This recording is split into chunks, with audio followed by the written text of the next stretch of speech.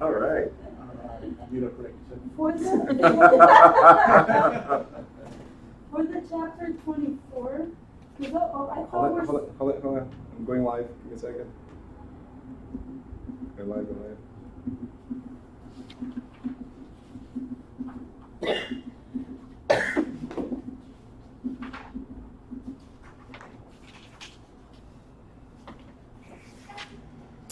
All right, cool. It's now live. Got 3 people watching already. All right, cool.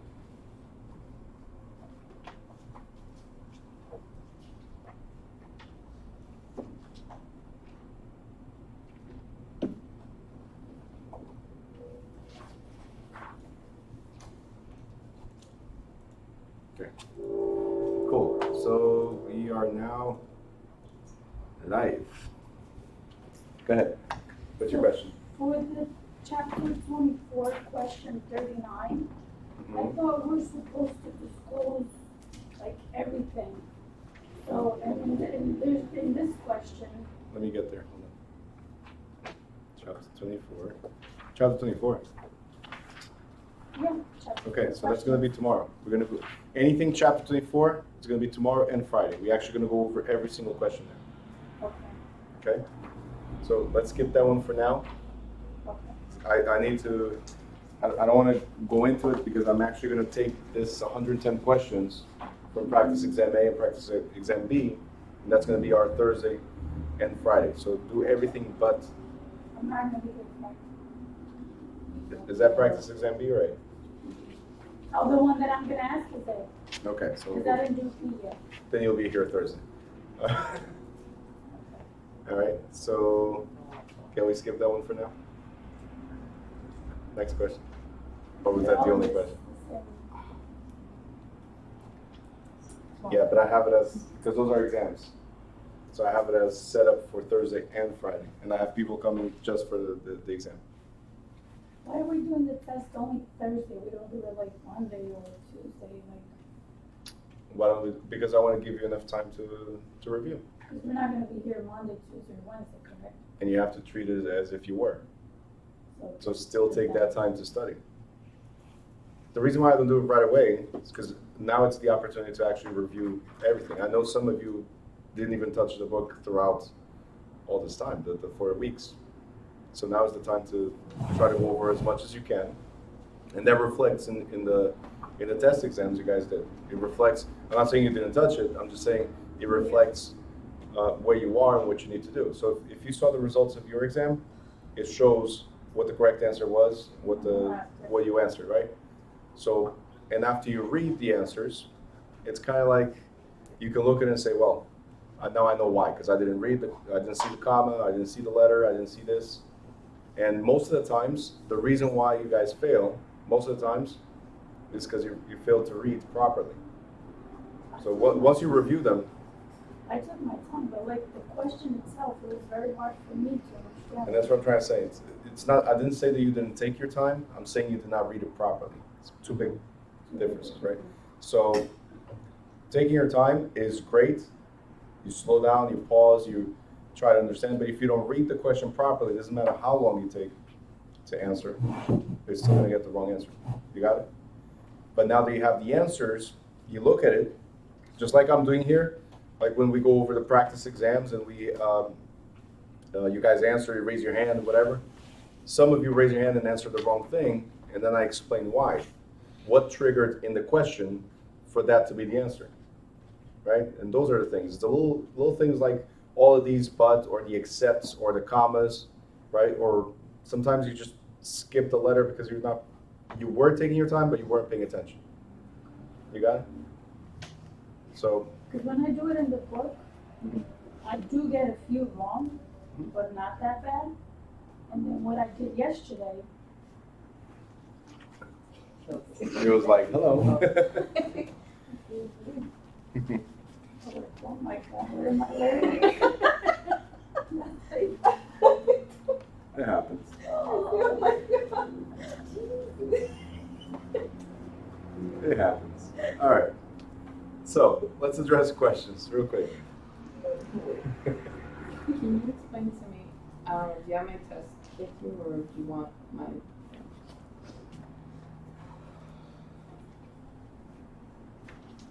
Celine is saying good morning, class. She's watching from home. Good morning. Class says good morning, Celine.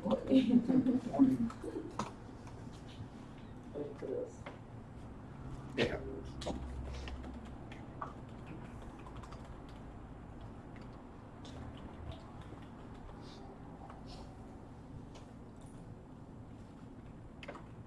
So your example.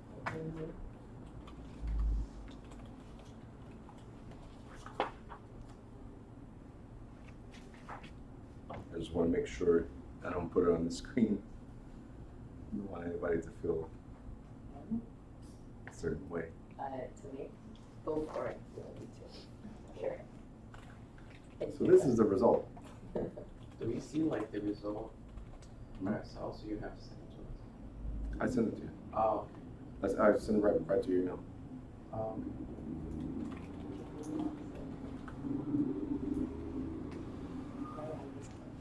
All right, so let's see. Number 11 and number 14. Number 11 and 14 from your exam.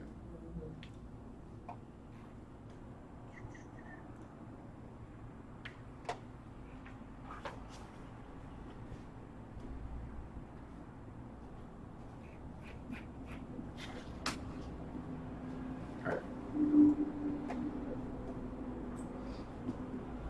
So the question on Lucy's exam, and obviously I cannot put it on the screen right now, but the question on Lucy's exam was, a broker violated the law, the real estate law, when his office was in the home of a salesperson employed by that broker. The broker failed to keep separate trust accounts for each transaction. The broker had $10 of personal funds in the trust account, or the broker placed a branch office under the supervision of a broker salesperson. So when did the real estate broker violate the law? Ken. Well, hold on. I don't. To me, I don't. Just one question. Just the one question.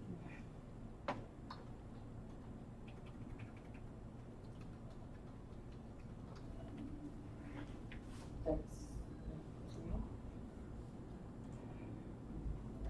Some people might have reservations, that's all. Yeah, but to me, I don't. Well, I mean, to mine, I don't care.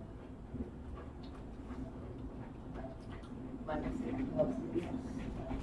That's what I say. Let's, okay, so I'll do that.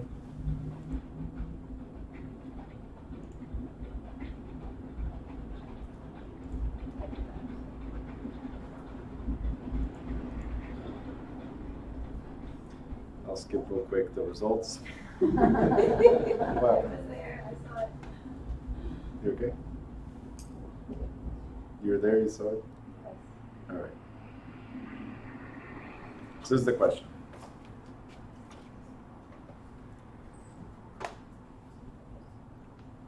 All right. 5 people, 2 likes, love it. All right, so we have on the screen the results, and Lucy, you answered this incorrectly. It says correct answer is A. You selected C. So you believed, because it says $10 personal funds, right? So that would be commingling, right? Dante would know how to answer that one, right? Here's the thing. $10 of personal funds. Remember, sometimes we have to pay accounting fees.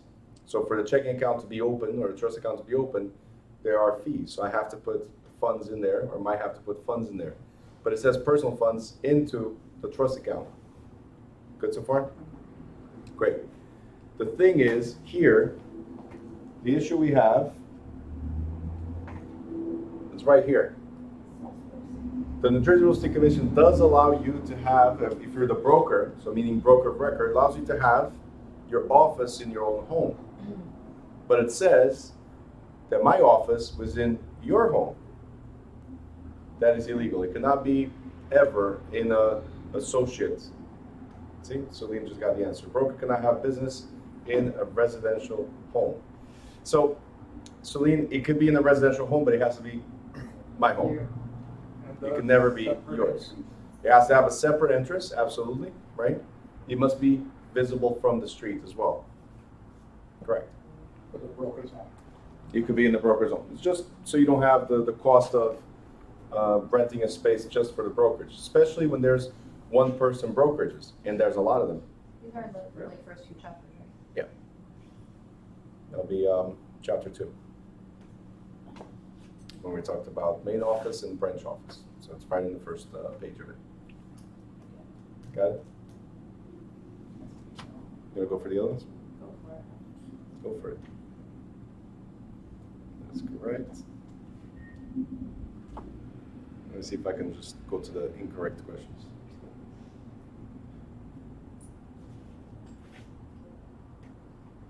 There you go.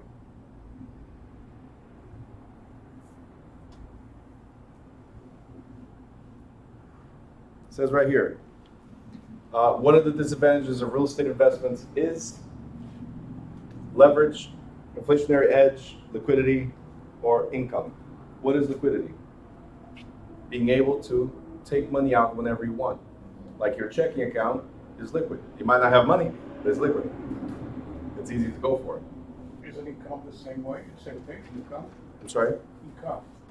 One of the disadvantages, not all real estate is income, but income is an advantage, Right. right? Inflationary edge, right? It's an advantage. Why? Because inflation keeps on going up, and if you have real estate, traditionally, the value goes up. So it goes hand in hand with inflation, so you don't lose value. Because if you have $100 and you put those $100 under your pillow, right? First of all, Tooth Fairy will take it because they don't want teeth anymore. Things are costing more and more. The second thing is those $100 under your pillow, 2 years from now, or 3 years from now, or 10 years from now, they're not worth the same 100 because of inflation. Purchasing power has reduced. So the $100, as far as purchasing power, is worth now $90 or $85 or $80. And to make this point is, about 20 years ago, you would go shop at Stop and Shop, ShopRite, or any of these supermarkets, and you fill up your cart with $100. The same $100 today, you get a gallon of milk, a piece of meat, and let's look, maybe bread. You know, let's not get too picky on the food that we're gonna get, right? Big difference. It's the same 100, but the purchasing power, inflation, right, has reduced that purchasing power. So that's why it's an advantage to have real estate. It increases in value along the years. As far as leverage, obviously, you're leveraging your money, right? And you can use one property to buy another later on. Louis, you had a question? Yeah, how's liquidity? Can you go over liquidity, specifics of liquidity, and maybe another example? The word Disadvantages? The word liquidity is simply being accessible. If you have money in stock market, if you have money in your checking account, can you access it immediately? Yes. Absolutely. Real estate, can you sell the property or access the money in your property, the equity in your property, the value or equitable interest in your property immediately? That's the problem. So it's now liquid. Okay? Liquidity is being able to tap into the money whenever you want. Real estate, you can, but not without losing a bunch of money. Good evening, how are you? Sorry. It's okay. You guys got it? Do you mind if I go to the next one?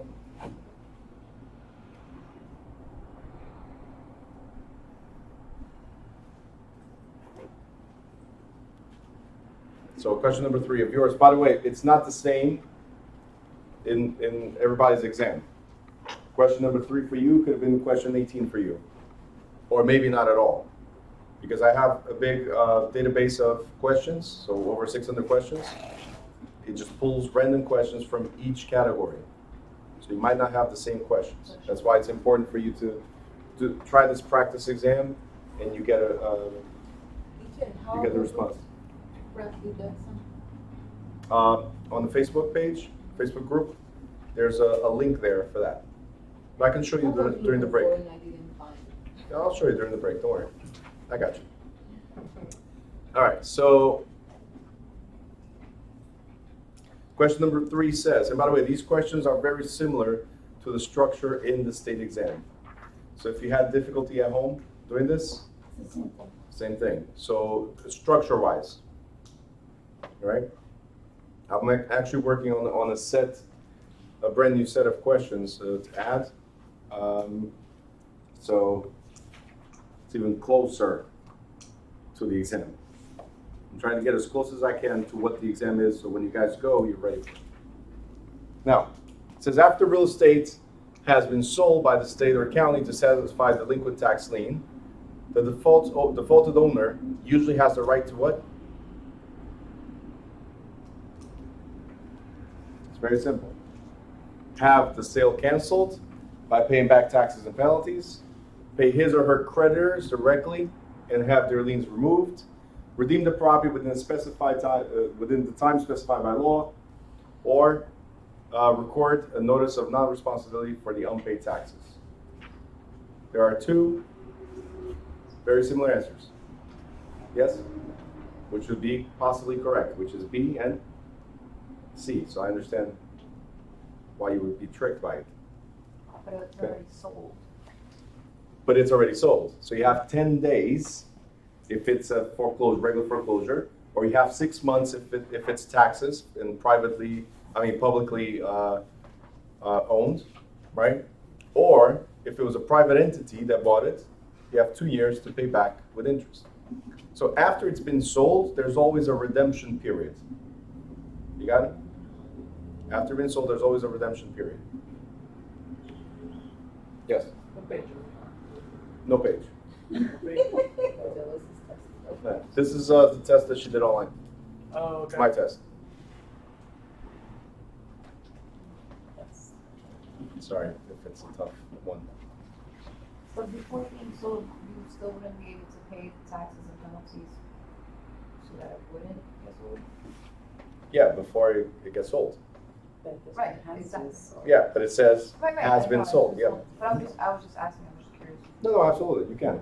But again, the key thing here on this one is exactly that. That's why most of the times when we fail, it's for not paying attention to certain details. Has been sold. So if it was sold, you can attempt to redeem it. In this case, we're talking about delinquent tax lien, right? And because it's taxes, you have either 6 months if it was purchased by the town, because nobody bid high enough, or you have up to 2 years if somebody private purchases your property. So until the sale, yeah, this would have been correct. This would have been correct, right? And this one doesn't matter. But does that make sense? It's a few key words. It's not about you have no idea what this means or whatever. It's just how you read it that makes a huge difference. Okay? Questions on this? Good.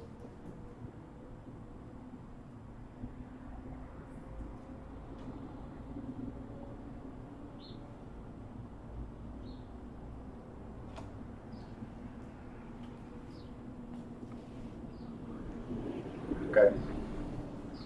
Without me reading, do you know what you have wrong here? What did you have wrong?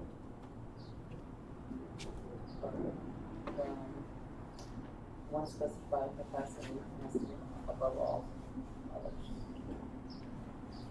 This year. Well, that's.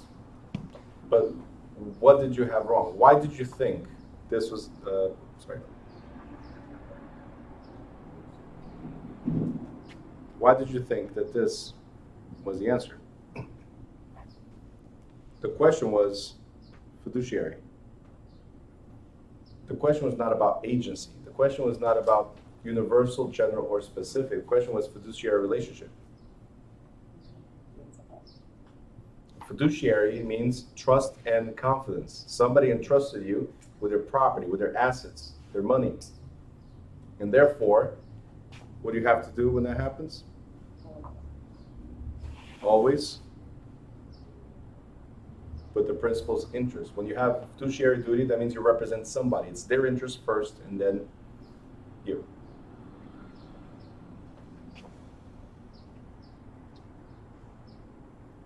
You got it?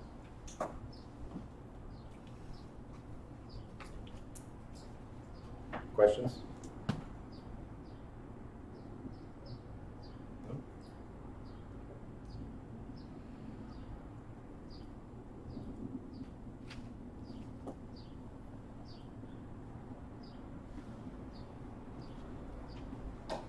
You just decided to abandon the property. So it says right here, okay, here are the key words.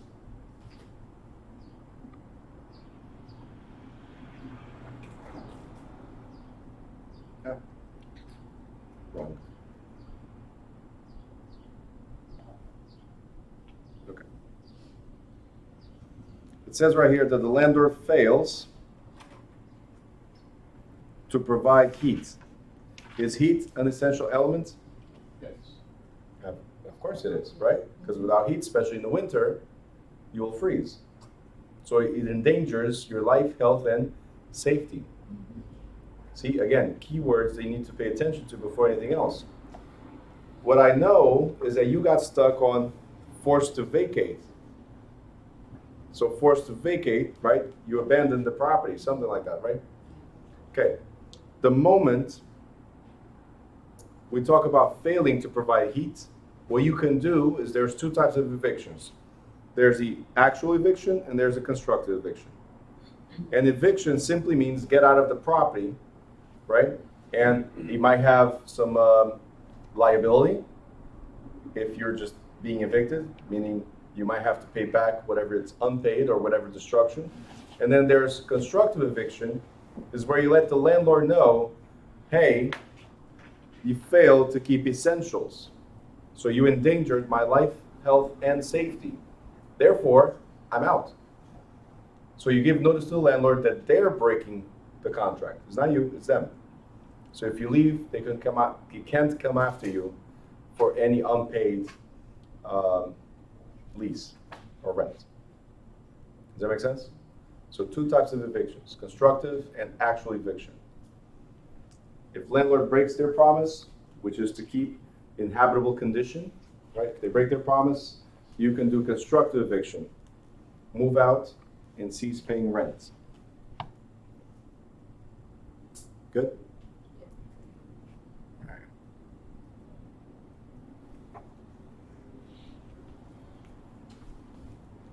Do you guys have any other questions before I move forward?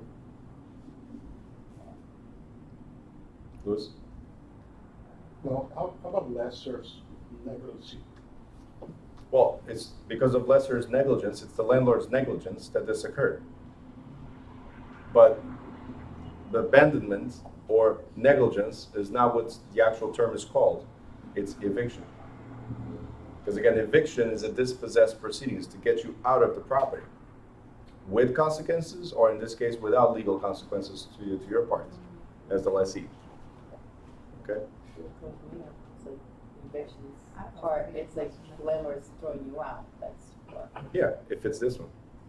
Right, The right, actual but I'm eviction. saying the eviction part, Mhm. that's what, Through, yeah, threw me out. I know. If it wasn't just the tenant, if the question was worded differently and it wasn't tenants forced to vacate the premises and it was just the landlord forced to provide heat, then it would just be lesser negligence, correct? Yeah, so if it said that they vacated, then it's eviction, right? But if it didn't talk about that, then you could have said that it's a lesser's negligence. And then the sentence would be way longer. It was lesser's negligence and it would lead to constructive eviction. So again, somehow constructive eviction would have been here, either in the text above or in the answers. But you guys have any questions regarding anything else in the book that you want to go over? And we'll just jump back and forth to this one as you guys look for more questions. Do you have a question? Can you go over lesser and lessee? Lessor. Lessor. and- Every time you see OR is the owner of the property. So in this scenario, landlord. Because there's lease, therefore lessor. Lessee is the tenant. When do they change though? What do you mean? I mean, sometimes the renter become a lessor and stuff like that, or the buyer become a lessor and the seller become. No, that's a sale leaseback arrangement. That's if I'm purchasing your property, right? And you become my tenant. So you were once the owner of the property, now you're a tenant. Once So, I become a lessor, then You were a it's- grantor, no, you were a grantor, because you were selling, not renting. You're a grantor, but now you're a lessee. Grantor is the one that sells, but then you became a tenant, so lessee, there's a lease. Okay? Just remember, what you need to remember is that OR is owner of the property. And the E is whoever benefits from the property. So lessee benefits from the property, grantee is the buyer, benefits from the property, right? Mortgagee is the lender that benefits from the property in case you don't pay. So E is always the one that receives the property and gives up money, whether it's in installments or all at once, but gives up money. OR, so lessor, grantor, mortgagor, is always the owner of the property. Okay, so in this case, landlord. So lessor is always landlord. On the mortgage, mortgagee and mortgage, or they switch once they change consideration, no? No. No? Mortgagor is the one that gives up the property, always. So the owner of the property. And what's confusing about mortgagor is that you're giving up a property but it's not yours yet. The borrower, the one that borrows funds from the mortgagee, is the one that gives up the property. But all that happens at closing. And what's happening at closing is that as soon as you own the property, you sign the document, closing, as soon as you own the property, you gave up the property at the same moment. You gave it up to the bank until you pay off the loan. See, you cannot give up somebody else's property. Only the owner can. Grantor, lessor, or mortgagor. So once we close, we become the owners and we say, hey, bank, take my property. Thank you for the loan. That's what it is. Okay? But you never switch. Okay? What might happen is, based on your question, what might happen is the owner of the property sells the property to you. So let's say seller financing. I sell the property to you, and I take back a mortgage. What does that mean? Again, I was once the owner, so grantor, but now I'm the mortgagee. I became the bank. You're the mortgagor because you purchased my property, but you gave up the property at that moment. So I'm the private lender versus you going to a commercial lender. Does that make sense? Questions? A referral agent, Mm-hmm. they say they have to be registered and certain things like, isn't a referral like, I could referral you, how am I gonna say this? I'm gonna referral you to put up a listing or something like that. Okay, so you have somebody that wants to sell, Okay. and you contact me and say, Bruno, I have a seller. Do you want to list? And I say yes, depending on our agreement. Why do you have to be registered? What do they mean by that? Like, Because you being the referral agent, right? You being referral, for you to get paid, this is chapter 1, very first sentence. Anyone that takes part in a real estate transaction for another person for a fee, commission, or valuable consideration must have a real estate license. So referring, are you going to get paid? just for the referral, right? That means you're participating. Sorry, you're participating in the real estate transaction somehow. And because you're participating in the real estate transaction, you must have a license. And that's why you have to be registered with the state, with the real estate commission, and you have to when you apply for that, what do you call it? When you apply for that type of license, for the referral license, you have to file also a certificate that your sponsoring broker explained to you that as a referral agent, you can only refer. You cannot prepare contracts, you cannot show houses, you cannot discuss anything regarding the transaction itself. The only thing you can do is say, hey, Claudia, I have a buyer or I have a seller. Would you like it? That's it. You just pass along. It's like a hot potato. Here's the seller. Take it. And that's it. But because you are part of it and you're getting compensation from it later on, right, then you need to have a license. And that's the registration we're talking about. So there is just a referral agent? So there's 4 different licenses. Brokers, so the broker of record. There's a broker salesperson. There's a salesperson, which is you guys. And there's a referral agent. So all they're allowed to do is refer. That's it. So you need to have a license to refer. That's why I have somebody in my ninth class, Travis, is not very happy with it because he wanted to get all the referrals from his cousin. And unfortunately, because his cousin's not licensed, Travis can get the referrals, but he cannot pay anything to his cousin. The gift card? The gift cards. Yes, that's him. By the way, our evening class is upgraded. In the morning we have Miss Cocaine, in the evening we have Mr. Cannabis. I have this student, Kevin, it's funny. Out of the blue, he asked a question, because we're talking about zoning, so we talk about residential, commercial, industrial, institutional, and recreational, right? We talked about zoning, and his question goes like, what about cannabis? I'm like, how does that fall into real estate? Right? Like, you're talking about manufacturing it, or talking about manufacturing, growing it, or selling it? So this was the topic for like 5 minutes, because we could not keep a straight face, right? Celine is laughing right now, because I just found a partner for her friend, Miss Cocaine. So now my classes can unite, and we have cocaine and cannabis in Jersey. Next.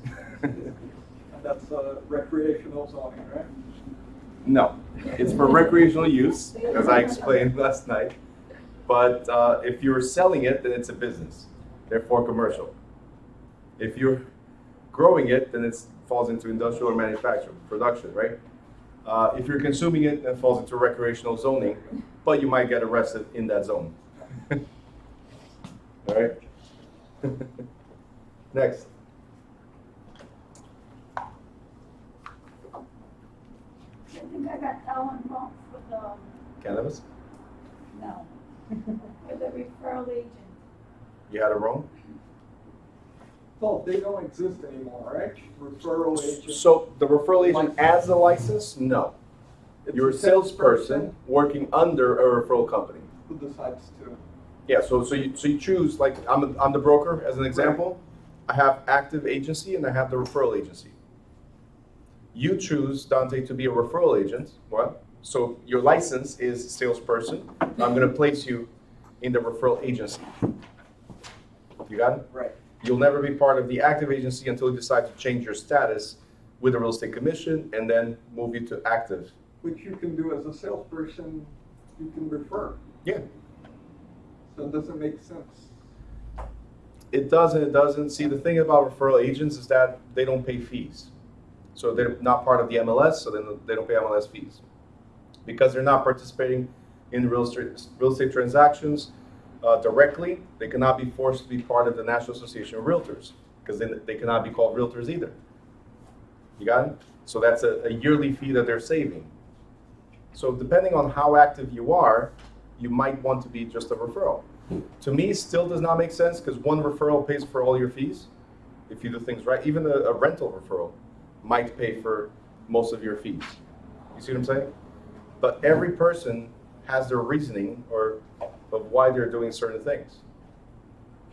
So it's available. You could be a referral agent, or you could be an active agent who happens to refer as well. Up to you. Because on chapter 1, Chapter 4.1. Okay. sorry, chapter 1. We only have 22, but On question 2, it asks over here, an apartment it is listed with the rental referral agency, but is not actively advertised to the public. And then it says, how frequently must the agency check the apartment ability? And then over here it says every 3 days. And then on the question, hold on. What is the question number? number 20, chapter 1. Okay. Since it's not actively advertised, it's every 3 days, but then over here on the question, it says every day. Actively advertised? Yeah, not actively advertised, That's what it says in the question? yeah, not actively. right? Okay, and what does it say? And the other question is, a renter referral agency advertise the ability of an apartment. How often must they check the ability of the unit? The availability. And then it says every day. Is it advertised? Does it say advertised? A rental referral agency advertises the ability. The availability. But listen, look right here. In this question, it says not actively advertised. There it says actively advertised. So what do you mean not active? There's a big difference between these two. See, not actively advertised, it says simply listed. That means that if I put on the MLS, it's listed, and traditionally, who has access to the MLS? Agents. Okay? That's why Zillow is so dangerous. That's why Zillow, Trulius, and all those, they're dangerous. Why? Because the public has access to them, and they see something listed, and then they call you up, and you say, well, no, it's no longer available. Then they think you're the one that doesn't want to give them the properties, and you're steering them to different properties. And it's not. It's just that it's not updated. Zillow is based on listings, not based on advertisements. When we talk about advertise, it's like you're actively advertising on Craigslist, actively advertising on Facebook Marketplace, or anything where the public has immediate access. So if it's actively advertised, as it says there, you must check every day to make sure that you're not deceiving the public of something that you're advertising, but it's not truly available. Here it says it's not actively advertised. So if it's simply listed, every 3 days is when we must check. Because again, the general public does not have the same access to it. They do, but not many people go into the MLS and search for rentals or sales. They expect us to do it. You see the difference between listing and marketing or advertising? Advertising is directly to you, the consumer. Listing traditionally is for the agents. So we check listings every 3 days, but actively advertised every day. So that's the last thing on chapter 1, the very last thing on chapter 1. Actually, let me show you. Right here. It says, units that are advertised must be checked every day to see if they're still available. Units that are simply listed must be checked every 3 days. Anna, did you get it? Yeah. Okay, so big difference. Listing and advertising. And that's why when we go take a listing, we must be clear to our clients what we intend to do. If I'm simply putting on the MLS, is one thing. If I'm actively advertising newspapers, then yes, I'm going to harass you to make sure it's still available, constantly calling.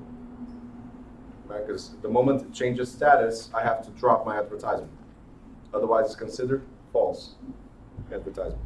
So not actively advertised, that means it's not the public. It's just for the professionals. You could think of it that way, yeah. Okay. Because if it's listed, where is it listed? MLS. But where is it listed? MLS. If it's advertised in public sectors, like sections like newspapers, Craigslist, Facebook, flyers. That's out there in the open. So you have to be careful with what you're advertising. Okay, it has to be as accurate as possible. Next question.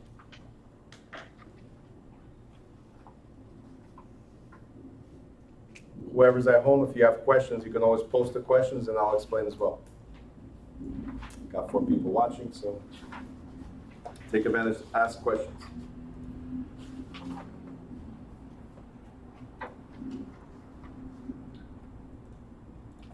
Hey, Louis, you have a fan. Somebody just said, Paul said, Louis is doing good. Why? Because I don't have any questions today? I don't know, apparently. Ask Paul, I don't know. All right, next. You checking yours?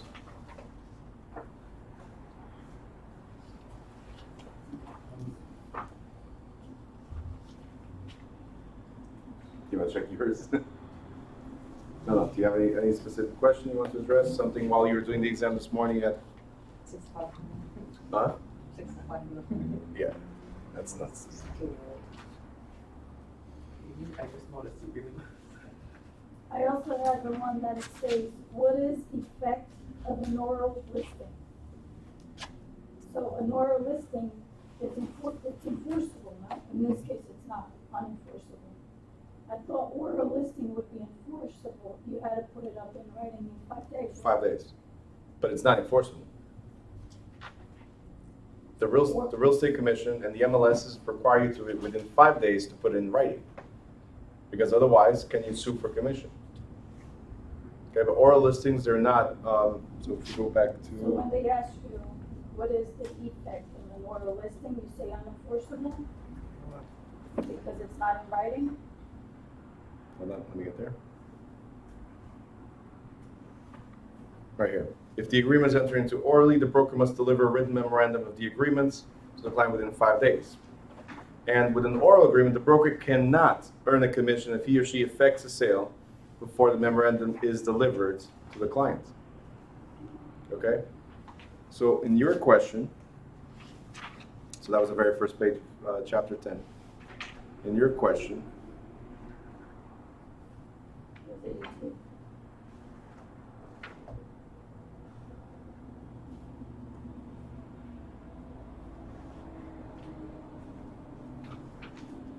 slow down.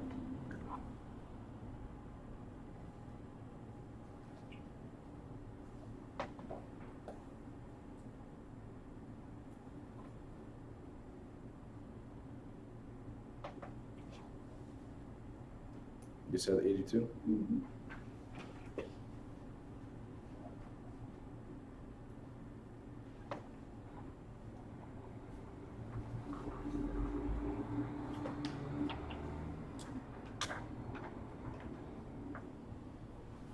Okay. So the oral listing, what type of contract is it pretty much?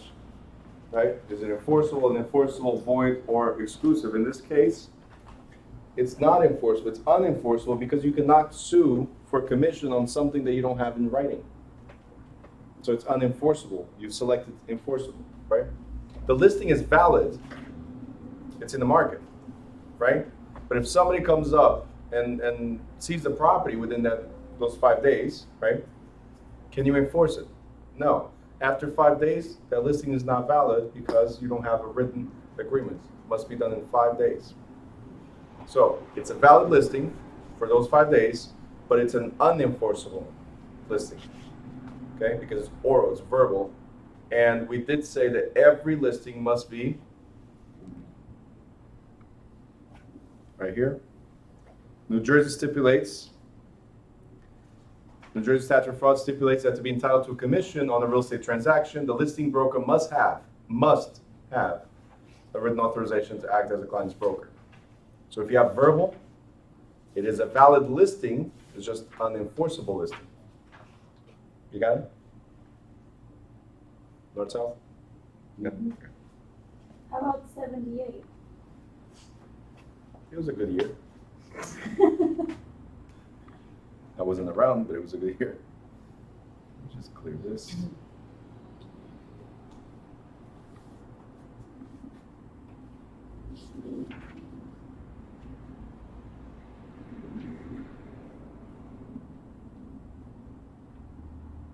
Okay.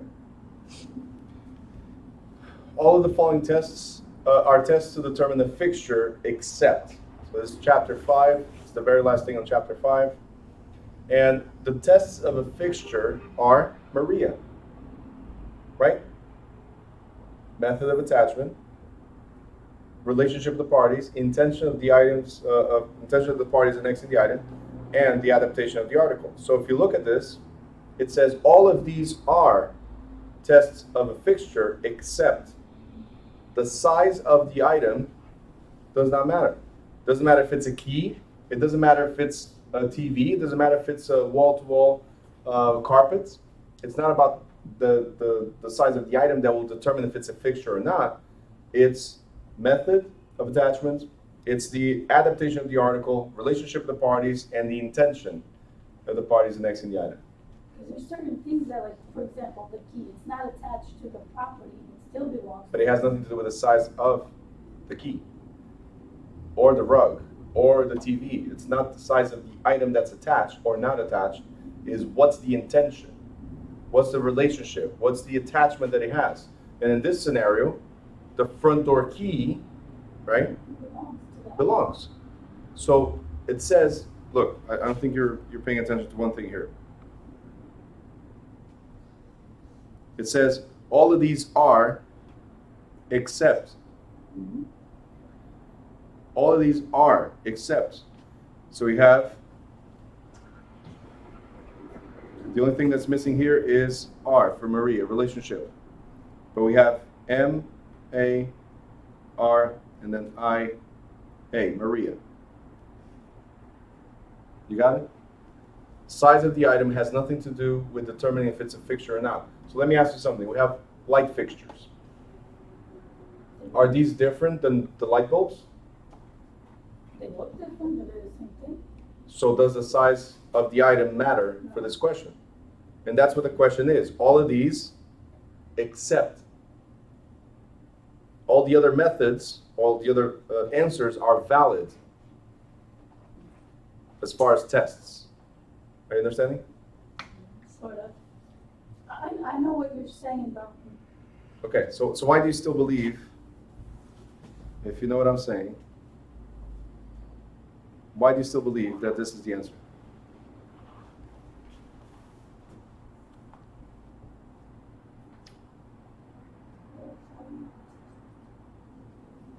Okay, let me show you something else before that.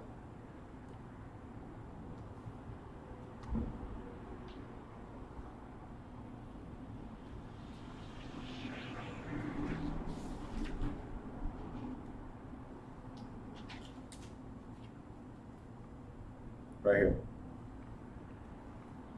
These are the legal tests of a fixture. It's even in order. In the legal tests, in the 4 tests, does it say size of the item? Okay, so the question was, all of these are legal tests of a fixture, except. Do you see size in any of these? So that's what you need to remember. It's not part of the tests used to determine whether it's a fixture or not. Number 1, 2, and 3. Number 1, 2, and 3 are right here in the answer. to me, This is number 1, 2, and 3. Just missing relationship, number 4. to me, adaptation is something that's like attached. Yeah. What is a fixture? Picture something that belongs in the real estate to the house. Attached. So like in my head, it's like except. So like the key is not attached, but it belongs there. So But what does that have to do with the size of the item? We go back to the same thing. Size of the item is not one of the tests to see if it's a fixture or not. Okay? But what is the intention of that key? What's the method of attachment? It's not attached directly, but it belongs to it because to open the door, you need the key. You got it? We still go back to the same thing. Size in this particular question has nothing to do with tests to determine if it's a fixture or not. And that's what you need to remember. There's 4 tests. Again, intention of the parties. Like when I installed this, I intended to turn it into real estate or not, right? To a fixture. The method of attachment, well, it's permanently attached, right? Or not if it's a key, but it belongs to it. The adaptation of the article, how it became part of it, like light fixtures, they're not like these fixtures. These were attached, but these were completely adapted to be part of it. Just like plumbing fixtures, they were adapted to be part of it. It's not just the attachment, it's the adaptation. It became part of it permanently.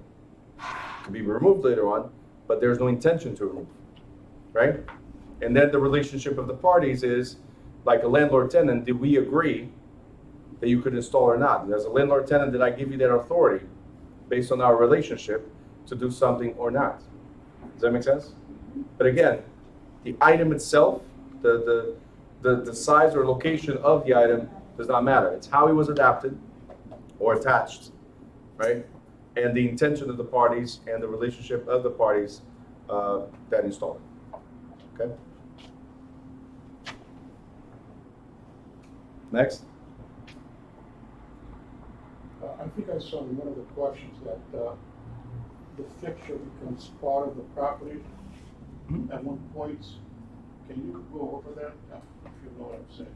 Almost everything that's permanently attached becomes a fixture. This is a fixture. It's a trade fixture. It's permanently attached. It's a personal property, but it became attached. Light fixtures, before they were attached to the property, they were personal property, right? Because light fixtures from the hardware store till here, they're personal, they're movable. But they became so attached to the property that they're now considered real estate. So anything, see, I mentioned in chapter 5 that real estate, right, is the land and these walls. That's it. Fixture is everything that's attached to it. Light fixtures are attached to it. Plumbing fixtures are attached to it, right? Trade fixtures are attached to it, but do they belong to it? No. You guys got it? So if you look here in the book,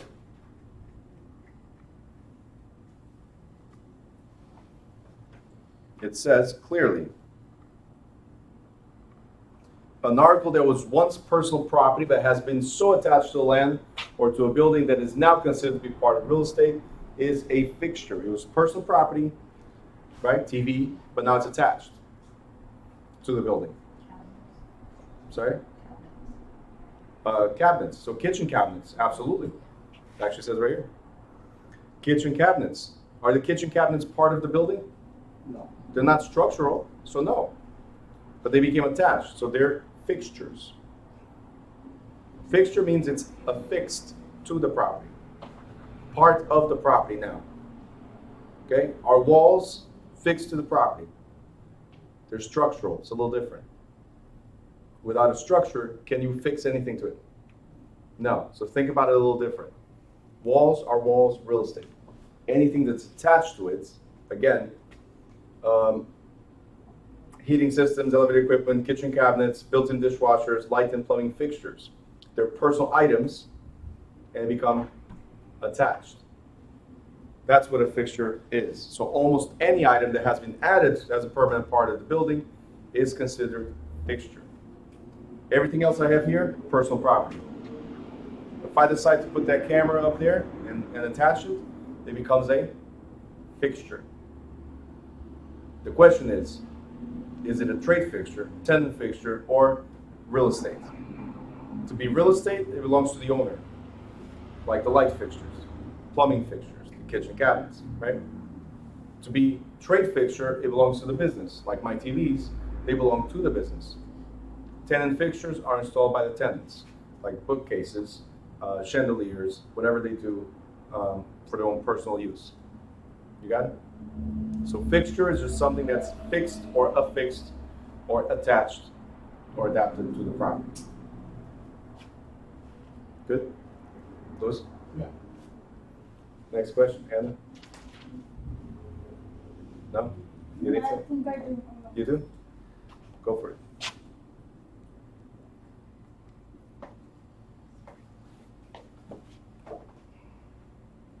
Victor, any questions?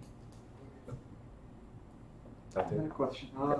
On the real estate licenses, it Yes. says the broker, one of his powers is to negotiate a real estate loan. We can negotiate on behalf of the buyer. Okay. We can, because we're an extension of the buyer. So you're negotiating with the bank, The bank, the mortgage company, we on can get behalf involved. of- Traditionally, we don't even get involved in that, let it happen. But it is our duty to advise our client, right? I was explaining that yesterday in the morning to Ms. Cocaine. Fiduciary. It's our fiduciary relationship to care so much for the client that we advise them on the best ways. For instance, I have a student here, not my client, but as a teacher, I think that's one of my duties to care for my students, right? And she's about to refinance her property. And she came to me and asked me, Bruno, I know we didn't get to mortgages yet, but could you look at this? And she showed me her CD.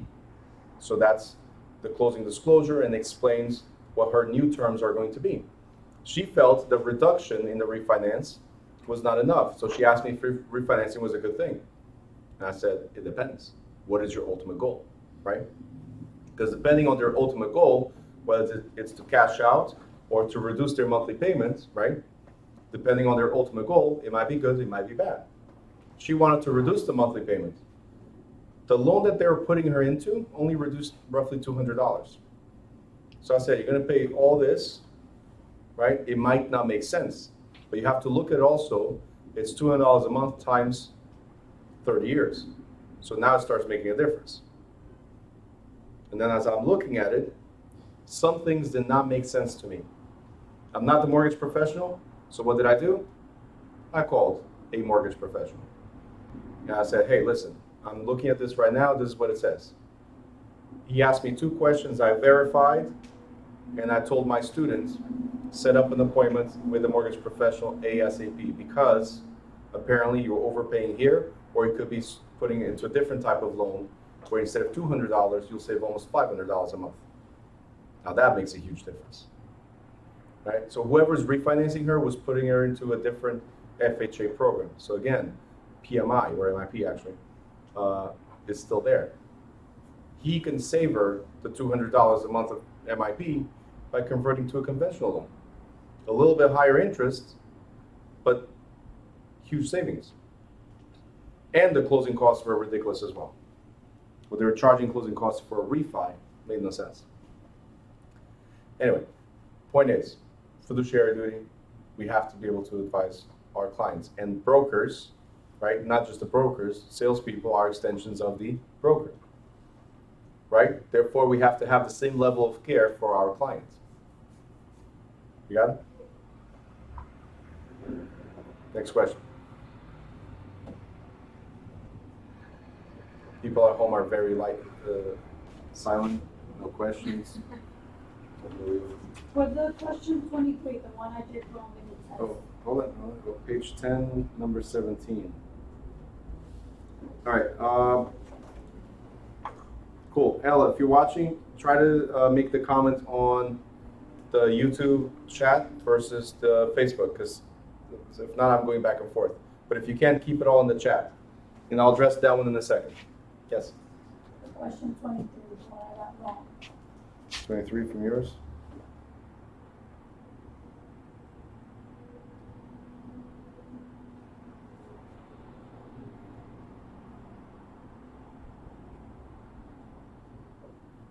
Okay.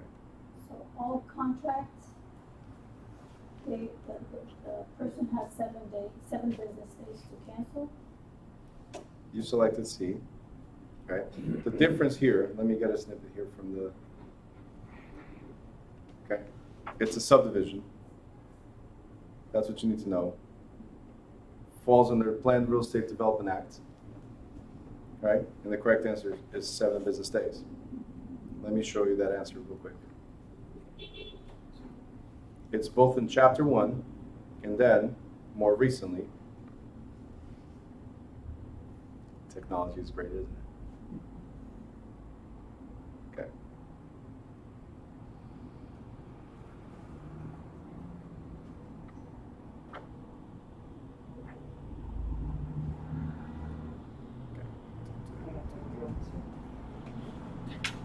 It's on page 253.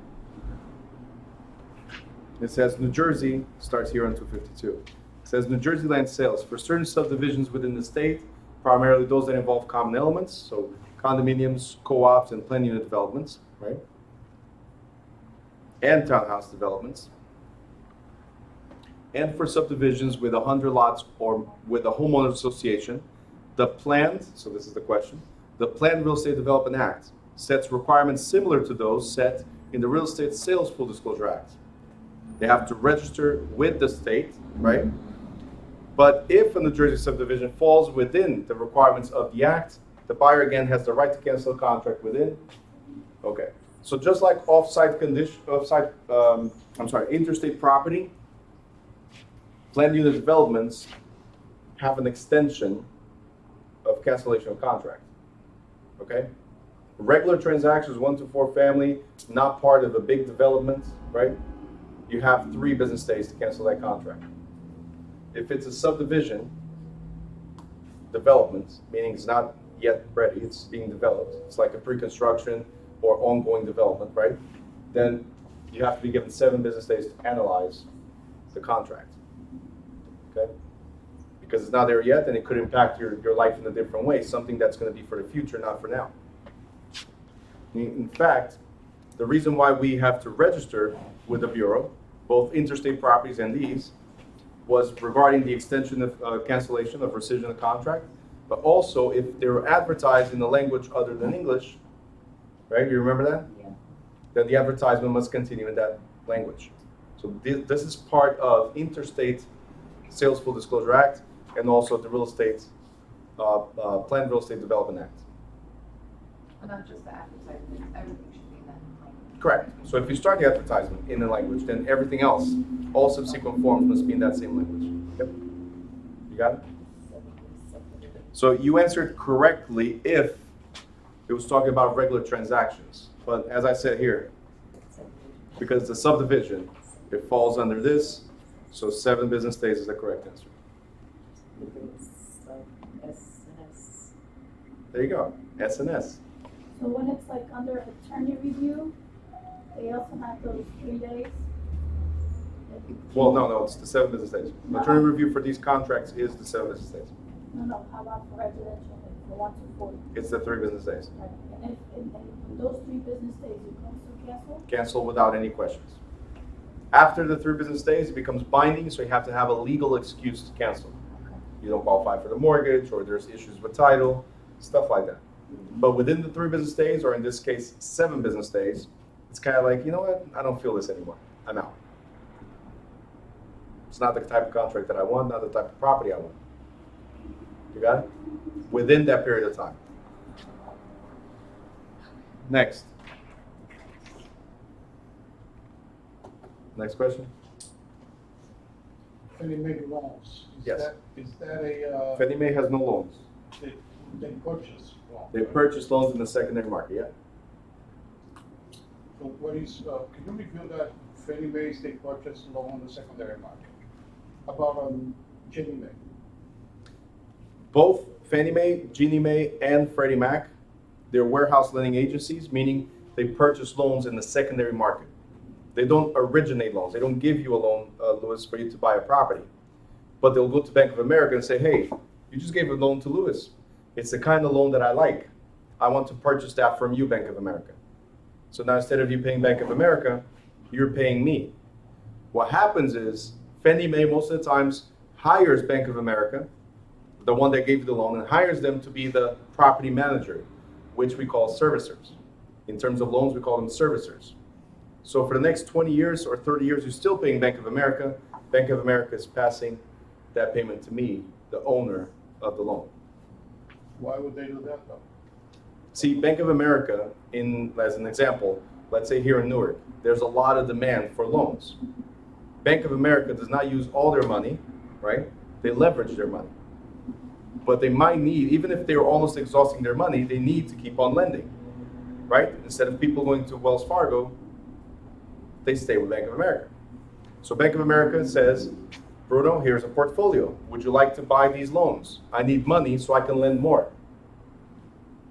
See, for Bank of America or most of these banks that sell to the secondary market, all they want is a small number, just like property managers. They get a small number of the profits. That's the servicing rights. They get paid, let's say, 5% of everything they collect. So if I collect $1,000 from you, Louis, as a mortgage payment, right? 5% is how much? Great, so 50, great. Now, that's a perfect answer. So they get $50 every month for the next 30 years, right? And you're thinking, that's not a lot. Well, but I also said the mortgage payment was $1,000. What if it's 1,000 people in Newark times $50? It's now $50,000. Starts making a difference. Not only that, it's $50,000 for 30 years. Now it makes a huge difference. You see what I'm saying? So they lend to you, then they sell it to Fannie Mae, so they got rid of the waiting for the money. They get all their money back, and they collect a small fee every month for the next 30 years. So that's why For the remainder of the loan, right? It's, for the remainder of the loan. If you refinance 5 years later, then you cut off ties, but they still made their money. They lend, they became a servicer, that's it. now, which department that insures those loans when the Fannie Mae or Ginnie Mae has those loans? So that depends on the type of loan. So Fannie Mae buys just almost anything. So it could be an FHA loan, it could be a VA loan, it could be even conventional loans. Fannie Mae just likes certain types of structures. Ginnie Mae is mainly for low and moderate income. So it will be FHA loans, traditionally low moderate income, right? Or high risk loans. That's Ginnie Mae. And then Freddie Mac is more focused on conventional loans. Loans made directly from the bank to the borrower without any government influence. So these are companies that buy loans from banks. Correct. That's all they do.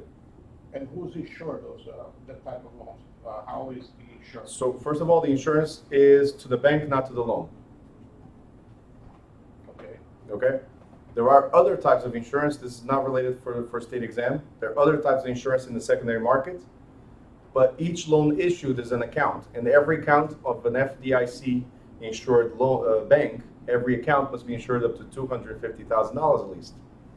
So if you have a $500,000 mortgage, $250 is insured because it's an account. You have a checking account of $5, $250,000 is insured because they have to pay insurance for every single account. Does that make sense? But that's the bank for every account they have. It has nothing to do with the loan itself. Once it's sold in the secondary market, then they insure the bundle of loans. Totally separate. Like I can go here just a month talking about how it operates with derivatives and credit default swaps and a bunch of other stuff in the secondary market. So not for state exam. For Series 6, yes. For state exam, for real estate, no. Okay? So don't get too excited about that insurance portion. Good? Next question? Oh, I'm sorry, I have a question from Ella. It was page 10, number 17.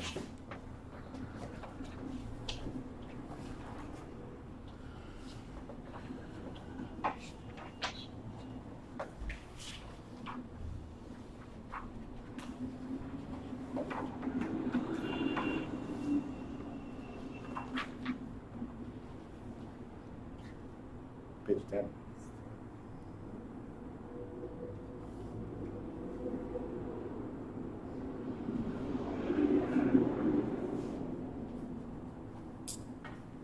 Page 10 through 17. Ah. All right, Ella, I'm not sure if you're listening, but I'm addressing your question right now. It's very similar to what North-South was asking. So, Anna was asking about subdivided or subdivisions, right? Here we're talking about interstate property. As I was saying before, if it's interstate, that means out-of-state property, as it says here. And anytime somebody from a different state is trying to sell properties to New Jersey residents, they must register with the state to get an authorization to do so. In their registration, they must provide a prospectus of the development, okay? And also an option to cancel the contract within 7 calendar days for these type of properties, okay? And again, that they understand the requirements of advertisement. And then if you advertise in a language other than English, you must continue in that same language. So that all falls into, so Ella, we go back here to where it says interstate property, because that's out of state. It says right there. These regulations contained in the Real Estate Sales Full Disclosure Act are intended to protect the public from unscrupulous developers or marketers or from undue sales pressure. So as it says here, it requires prior approval and registration with the Bureau of Subdivided Land Sales Control. So you cannot advertise, right, and this one is 7 calendar days. You cannot advertise property to New Jersey residents without being registered with the Bureau, so with the state. So same thing, it's very similar to your question. It addresses, here it addresses both out-of-state developments and also New Jersey subdivisions.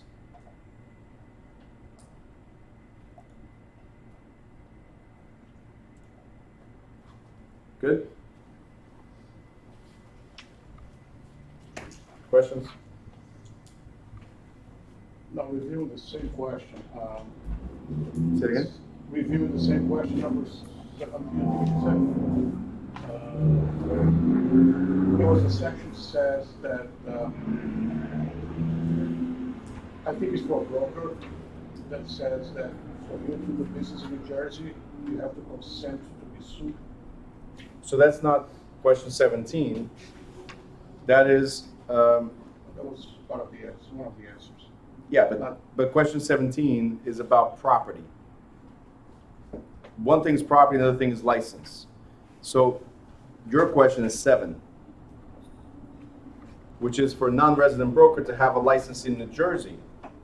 Okay. One thing is advertising property, another thing is you having a license in the state. So if you want to have a license in the state of New Jersey, but you have a license somewhere else, you're not going to be a resident of New Jersey, right? Then you must consent to be sued in the state of New Jersey. So totally separate. One thing is licensing, and the other thing is selling of out-of-state properties. So 17 was about out-of-state properties. 7 is about you live in another state, but want to have a Jersey license to be a broker or a salesperson. Okay? Questions? Can you do a one line? Your exam? Yeah. Question 7.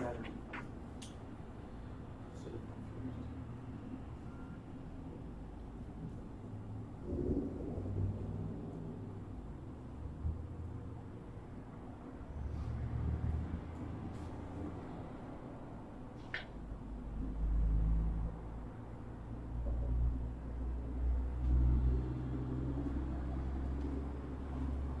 Question what?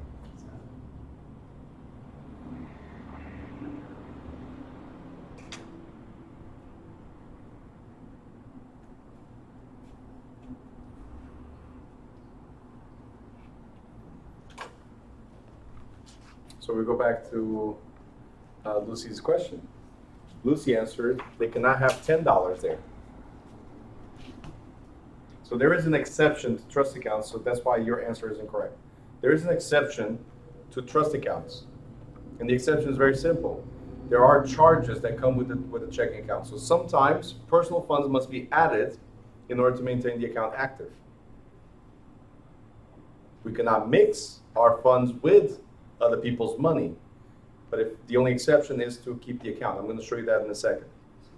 Now, from all these answers, it says which one is true about trust accounts. Do we have to keep separate records for every single transaction? The records, yes, but not a separate account. Records, yes, but not a separate account. Okay? The trust account must be kept only in an authorized institution in New Jersey. Not every bank is authorized for this. So you cannot just open up a escrow account in any bank you want. You have to make sure that they're authorized to have escrow accounts. There's banks out there that cannot issue mortgages. There's banks that cannot do savings. There's banks that cannot do, there's different things, different products that they can offer. In fact, you'll go to, let's say, Bank of America again. You go to a branch office and they tell you, oh, to open this type of account, you have to go to the main office, which is located over there. So not every branch handles the same thing as the main office. Do you understand? Records must be kept for 5 years. Is 5 years the number? 6 years. So that's what is qualified. Now, just to show you why that cannot be the answer, what you answered there, right?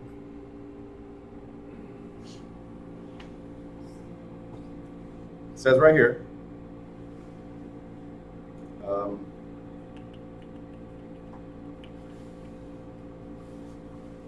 So it starts in the bottom and it says, the broker is, however, allowed to leave a nominal, so $10 for instance, nominal amount of his or her money for what?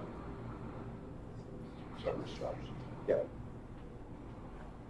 Okay, because as we know, not every account is free. Some are free as long as you have certain amount of transactions, right? Because that's how they make their money, off of your money. You got it? Can you mix your money with somebody else's money? No. You are allowed to keep service, enough money to service charges. Because you cannot get paid from the buyer's money.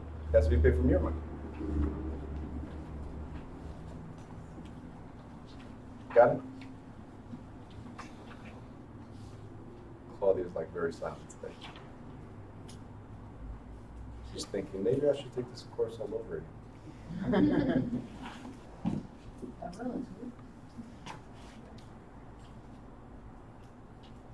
Well, not all over again.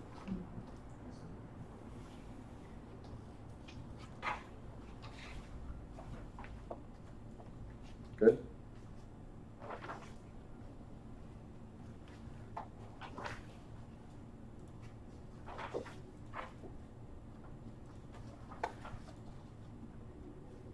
What do you think? Quick break and regroup? Yes, please. All right, guys, it's 11:43, so let's say call it 11:45, right? We're gonna do a quick break, 10 minutes. We'll be back at 11:55. Make sure you gather as many questions, whoever's at home. Make sure, because you're already on a permanent break since you're home. Make sure you gather as many questions as you can and address them in the chat, whether by, so if you're having difficulty with the YouTube chat, send a message on the Facebook group, send a message on WhatsApp for me. I already opened it up here on my screen, so I'll be able to address all of them. And you guys here the same. Take advantage of the break, bathroom, coffee, and then try to get as many questions as you can. All right? Cool. We'll be right back after these commercials.